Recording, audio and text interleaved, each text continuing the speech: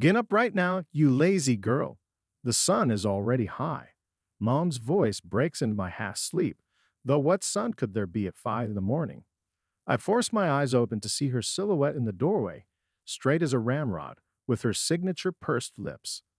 Ever since Dad passed away, it's like she swallowed that ramrod and can't relax anymore. 5 o'clock. Even the dogs outside are still sleeping, but I have to jump up and rush to Mom's darn store because money doesn't grow on trees. Emily and Prince Charming only exists in fairy tales. I'm 23, and for the past 5 years, my life has turned into an endless Groundhog Day, stuck between boxes, invoices, and Mom's disapproving not bad on particularly good days. Mom, it's still so early. I try to protest but catch myself mid sentence. I know it's pointless. Since Dad's been gone, Mom has turned our little grocery store into a veritable labor camp in me. I'm her personal indentured servant. Have you lost your mind? We need to unload the new shipment, stock the shelves, and count yesterday's receipts. She hammers out each word as if she's nailing the lid on my coffin. And don't forget, the health inspector is coming today. Everything better be perfect. I mechanically nod as I get out of bed. Underneath it, beneath a loose floorboard, lie my treasures, sketchbooks, paints, pencils, Grandpa's gifts, the only things keeping me afloat in this kingdom of canned goods and accounting reports. Grandpa, he was the only one who understood me. You've got real talent, Emmy, he'd say, examining my drawings. You can't bury it in the ground. Your mother will understand eventually. But he left us a month ago, quietly, in his sleep, as quietly as he lived his final years, and I remained alone in this cage, where even the walls seemed saturated with the smell of expired products and Mom's disappointment. At night, when Mom finally falls asleep, I take out my paints. I draw by the light of a small desk lamp, vibrant flowers, intricate patterns, faces of random customers. Sometimes I feel like these are the only moments when I'm truly alive. But the instant I hear Mom's footsteps in the hallway, all my treasures fly back under the floorboard, and I transform back into the dutiful daughter shopkeeper. Stop crying, you're not made of sugar, Mom snapped when I cried after Grandpa's funeral. Life goes on. You have a job, a roof over your head. What else do you need? But I need something different. I need air. I need colors. I need life, not just existence between tin cans and a cash register. Yesterday, while sorting through Grandpa's things, I found an envelope with my name on it. Inside, money he'd saved up in a note for art classes in the city. Don't let anyone take away your dream, Emmy. I clutched the envelope to my chest, feeling tears roll down my cheeks. For the first time in ages, hope flickered in my heart. But now, watching Mom darting around the store like a wound-up toy, checking every detail before the inspector arrives, I understand she won't let me go that easily. For her, this store is her whole life, the only thing left after Dad's death, and I'm an extension of that life, a cog in her well-oiled machine. Emily, what are you standing there for? Get to work now. Mom's shout yanks me back to reality. I flinch and start my usual routine of stocking shelves. But something has changed. Inside me, where there used to be only submission, a small flame now burns. Grandpa's inheritance burns a hole in my pocket, and his words echo in my head. Don't let anyone take away your dream. And I know I won't let them. Even if it means going against my mother. Even if it means starting everything from scratch. This morning started like any other, with Mom's nitpicking and endless errands. But everything changed when he walked into the store. A tall guy in blue mechanic's overalls, smudged with motor oil. I knew right away. This was fate, even though I usually don't believe in such nonsense. Good morning. Could I get a coffee? And he hadn't finished speaking when what happened next turned my world upside down. While trying to fish out some change from his pocket, he accidentally knocked over his coffee cup. Hot liquid spilled across the counter, splashing his overalls and my white apron. Damn, I'm so sorry I'm such a klutz. He frantically started dabbing at the puddle with paper napkins, only managing to spread the coffee around even more. The scene was so comical that I couldn't help but laugh. For the first time in ages, I laughed genuinely, from the heart. Here, take these. I handed him a roll of paper towels, still smiling. Just be careful. It's hot. He looked up and I drowned in his dark green eyes. Thanks. I'm Jack. I work at the auto shop around the corner. Emily. I replied, feeling my cheeks betraying me with a blush. Thankfully, Mom was in the stockroom. Otherwise, this tiny moment of happiness would have ended with another lecture about the inappropriateness of flirting with customers. From that day on, Jack started coming in every morning, first for coffee, then for cigarettes, though he later confessed he didn't even smoke and was actually into fitness, and then just to see what's new. Each time he found an excuse to linger at the counter, telling amusing stories from life at the auto shop. You won't believe what happened yesterday. This lady pulls up in a pink Cadillac. Says, my car's making weird squeaking noises. I pop the hood, and guess what? Mice. They've made themselves a cozy little home on the engine block. Took forever to get them out. His eyes sparkled with laughter, and I caught myself thinking I could listen to these stories forever. Mom, of course, noticed his frequent visits. That grease monkey sure spends an awful lot of time buying coffee, she said through clenched teeth one day. I hope you understand. You don't have time for foolishness and losers like him. The store won't run itself. But for the first time in my life, Mom's words didn't have their usual power over me.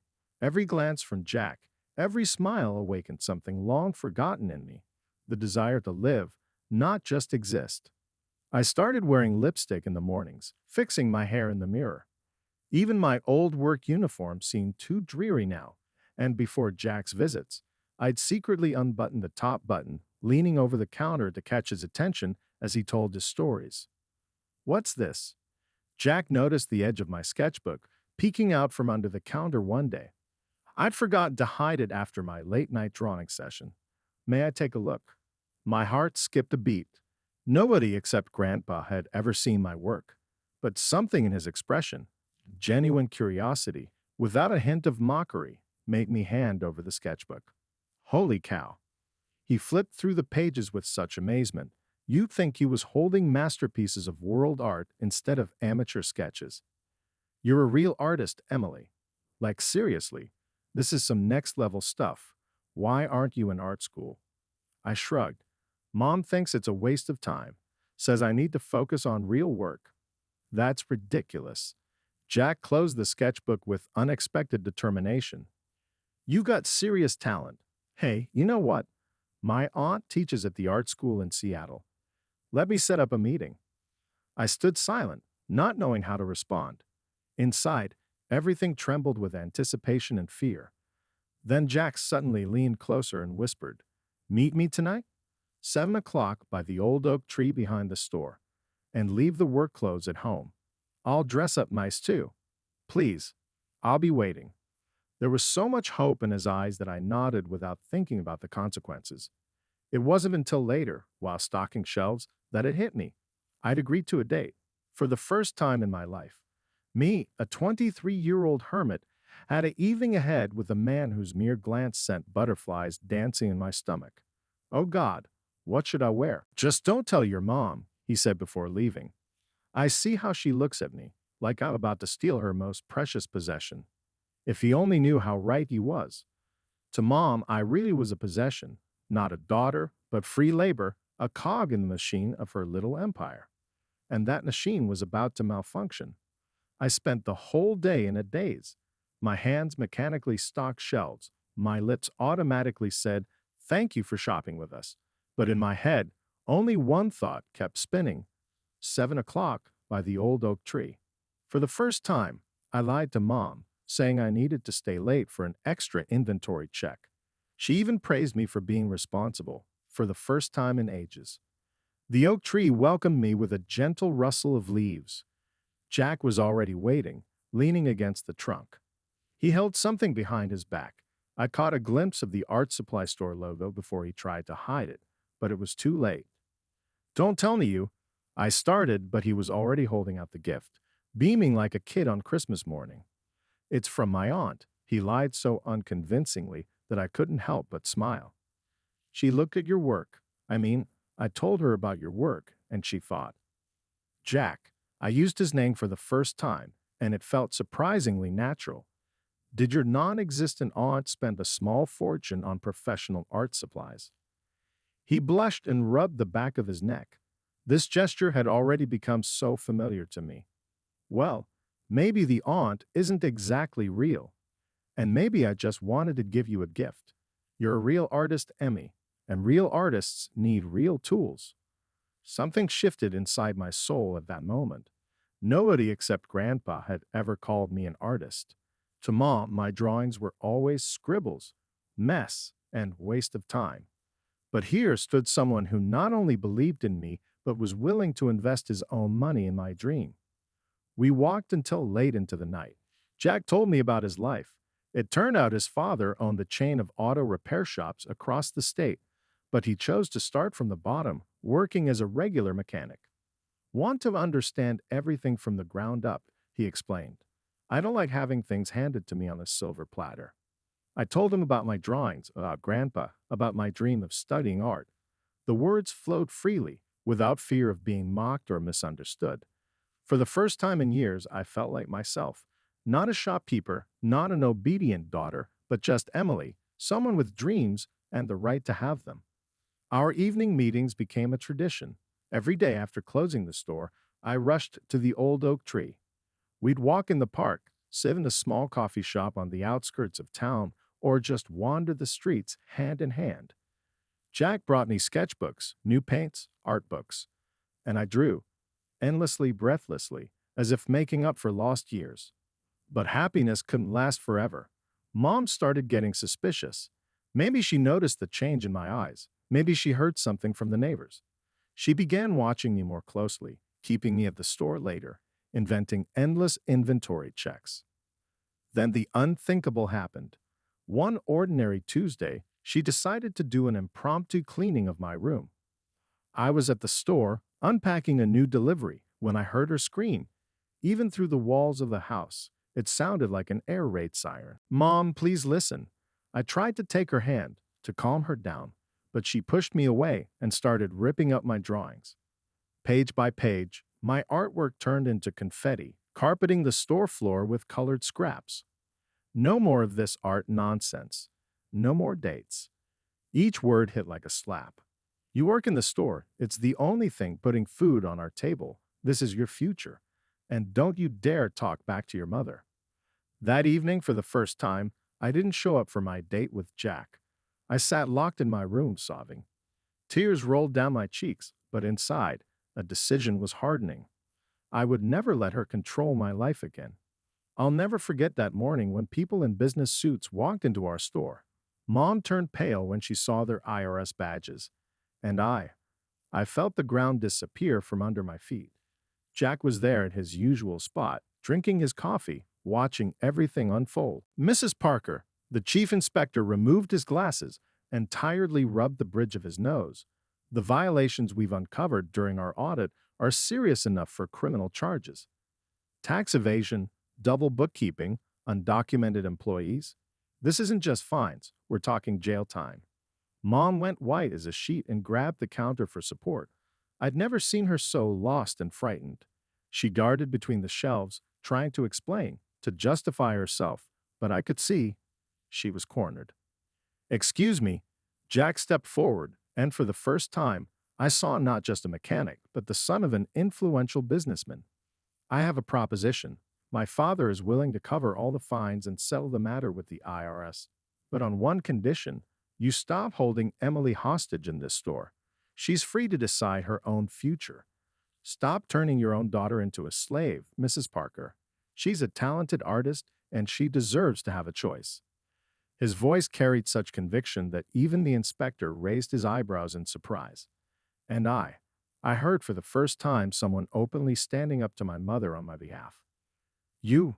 Mom turned to me, and I saw such pain and hatred in her eyes that I recoiled. You planned all this? With your boyfriend? No, Mom, my voice sounded surprisingly firm. You brought this on yourself. I knew about the violations, but I kept quiet because you're my mother. And you really did turn me into a slave, stole all my dreams. She had nowhere to run. A month later, Jack and I got married. It was a small ceremony, just a few of his friends and his parents. Sarah, my mother-in-law, welcomed me like her own daughter. She was the complete opposite of my mom. Gentle, understanding, with a warm smile and kind eyes. But my mother never came to terms with it. After everything that happened, she seemed to lose her mind. She would stalk me outside our house, send endless text messages full of curses. Once she even tried to set Jack's car on fire. "You ruined my life," she would scream into the phone. "I raised you, gave my life for you, and this is how you repay me. Traitor, abandoning your mother." I was barely holding it together. I attended art classes, cooked for my husband, tried to be the perfect daughter-in-law. But something inside me had broken. At night, I'd wake up in cold sweats from nightmares where Mom kept tearing up my drawings over and over. "I can't take this anymore," I whispered one night, sitting in the kitchen with my mother-in-law. Maybe Mom's right. Maybe I really did betray her. "Listen." Sarah took my hands in hers. "What your mother's doing, that's not love. It's sickness. She won't stop until she destroys you emotionally. Sometimes the only way to save yourself is to leave. Far away. That's the only path to salvation." The next day, Jack and I applied for a transfer to his company's Seattle branch. On our last evening, I finally worked up the courage. I left a letter in Mom's mailbox. "I'm leaving. Don't look for me. I'm not your puppet anymore. Goodbye." In the car, driving out of our small Oklahoma town, I took out my sketchbook. On the first page was an unfinished portrait of Mom, the old her, the one who used to read me bedtime stories. I turned the page. The blank sheet looked back at me like a new life, empty and full of possibilities. "Ready?" Jack asked, squeezing my hand. I nodded, feeling the pregnancy test with its 2 lines in my pocket. I hadn't told him yet. Life was starting over, and this time I would paint it with my own colors.